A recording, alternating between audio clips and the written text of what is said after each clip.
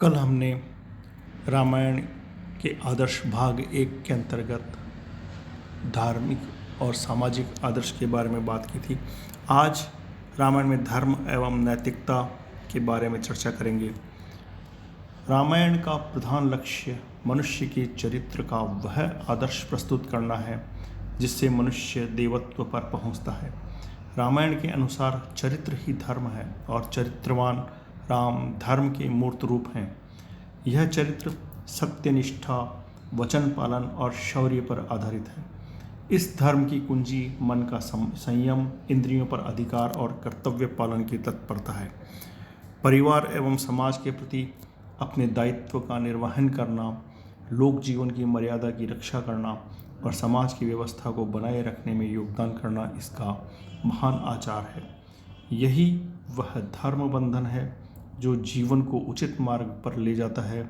इस धर्म बंधन में बंधा हुआ मनुष्य स्वार्थ से परमार्थ को श्रेष्ठ समझते हुए लोक कल्याण की साधना में लगा रहता है। इसलिए राम विमाता कैकेयी के कहने मात्र से राज्य पर अपने नैसर्गिक अधिकार को त्याग देते हैं। वाल्मीकि के राम युद्ध भीरु नहीं हैं। वे प्रजाजनों को आश्वस्त करते हुए कहते हैं, मैं अकेला ही सारी पृथ्वी को अपने बाणों से नष्ट करके अपना अभिषेक करा सकता हूँ, किंतु मैं अधर्म से डरता हूँ क्योंकि मैं धर्म के बंधन से बंधा हुआ हूँ। अतः राम का संकल्प है कि वह लोग मोह, अज्ञान या किसी भी तामसी प्रवृत्ति से सत्य के सेतु को नहीं तोड़ेंगे। जीवन का अमूल्य कोश धर्म और सत्य है, जिसके खो जाने से मनुष्य सर्वथा दरिद्र हो जाता है, किंतु इस कोश की वृद्धि से वह देवता बन जाता है। वाल्मीकि के राम ने किसी काल्पनिक मोक्ष के लिए धर्म का मार्ग अपनाने के बजाय मर्यादा पुरुषोत्तम बनकर संतुलित समाज, व्यवस्थित राष्ट्र, मर्यादित आचार और संयत व्यवहार की आधारशिला पर धर्म का सुदृढ़ प्रासाद खड़ा किया है। मनुष्य मानवीय दुर्बलताओं से ग्रस्त होता है, किंतु वाल्मीकि ने राम के जिन गुणों का उल्लेख किया है वे गुण एक साधारण व्यक्ति में नहीं हो सकते।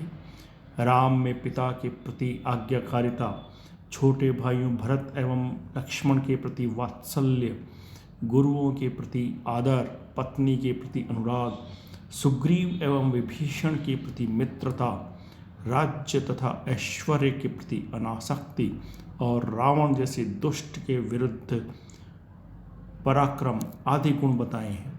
वाल्मीकि ने राम के भीतर सहृदयता, कोमलता, अनुकंपा, शास्त्र ज्ञान, सौम्यता तथा जितेंद्रिय आदि गुणों को भी दर्शाया है।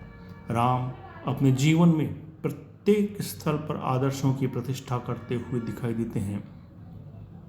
राम ने प्रजा और परिवारजनों के आग्रह को अस्वीकार करके अपने पिता के वचनों को सत्य सिद्ध करने के लिए वन गमन स्वीकार किया।